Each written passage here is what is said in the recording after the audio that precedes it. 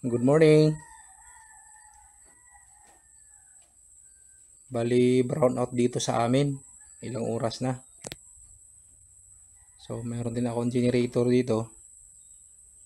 Kaso lang, hindi pa nasikaso yung powerhouse. Ayan o, ang generator. Ayusin ko yung manual transfer switch dito. Ayan. So ito galing paliko to. Ito naman yung sa genset. So ganyan lang yung pagkakabit yan sa baba. Galing sa live. Papunta rin dito sa live sa kabila. Sa neutral naman. Papunta rin sa neutral sa kabila. Itong wire na to. Papasok na to sa bahay. So ayos na yan. So, ang principle ng manual transfer switch, kung may kuryente sa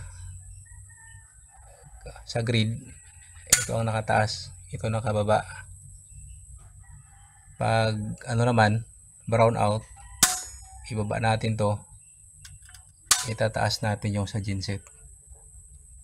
Ganun lang po. So, iwa-wirings natin. Kakabitan ko lang ng wire dito. So, tatanggalin ko to. Bubutasan natin itong part na to. Bali ito muna yung wire na aking ilalagay. Number 14 ito na PDX. So para sa generator. Ito naman yung ilalagay ko sa dito, doon sa manual transfer switch. Tawag ng iba dyan ay double throw. Pero hindi yan double throw. Ano? Double throw daw yan. Pero manual transfer switch ang tawag dyan. Ang double throw kasi noon, kaya double throw ang tawag. Yung kinakambya-kambya pa ng taas baba, kaya double throw. Tapon sa taas, tapon sa baba. Pero yan ay ano na lang siya, breaker type na. Okay.